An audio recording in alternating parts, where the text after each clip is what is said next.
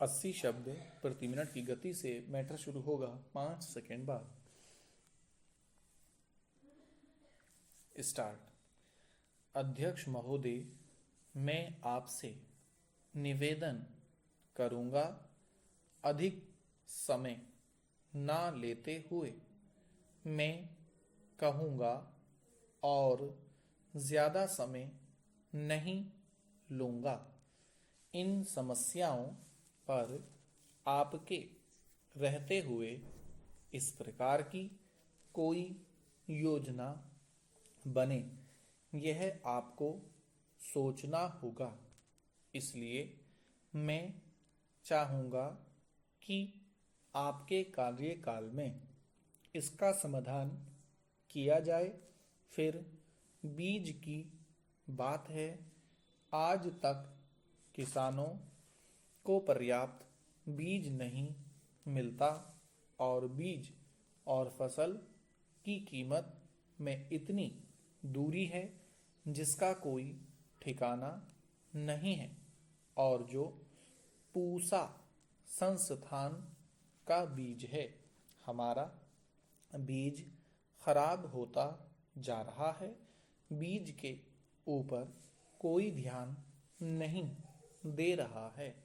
एक बात मैंने उस समय भी उठाई थी कि बेचने वाला सबसे पहले कृषि मजदूर है और कृषि मजदूरों का किस तरह से शोषण किया जाता है और दाम कम मिलते हैं, इसके समाधान के लिए अभी तक चिंतन ही नहीं हुआ है।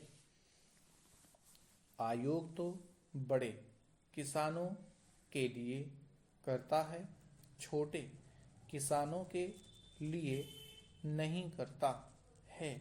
इसकी कौन देखभाल करेगा?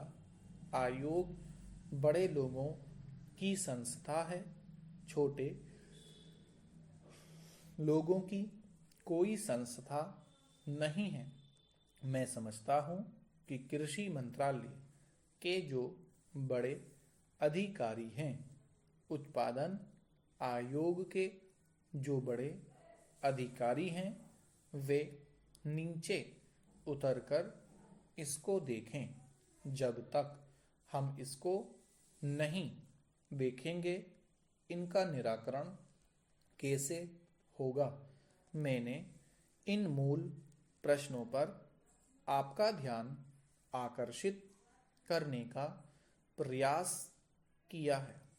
अध्यक्ष महोदय, जो संसाधन हैं जो अपने ही मंत्रालय के अंतर्गत आते हैं, बिहार या पूर्वी राज्यों में सबसे अधिक और पंजाब या हरियाणा जैसे प्रगतिशील प्रदेश को छोड़ दें तो किसी ने कभी कोई संसाधन नहीं मांगा। महाराष्ट्र में सबसे ज़्यादा मांगा जाता है।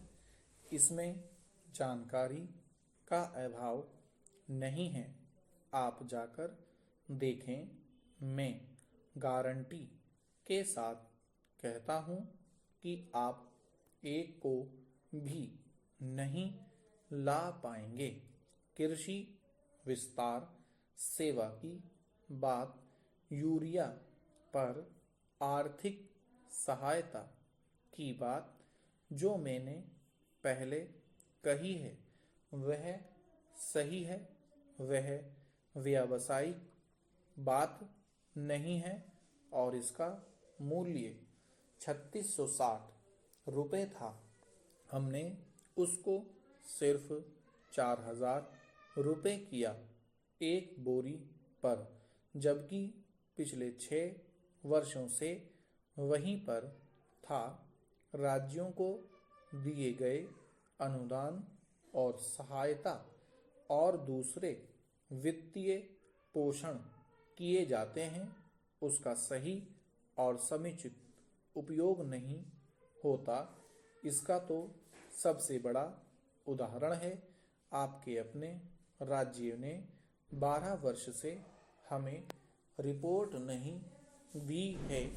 स्टॉप।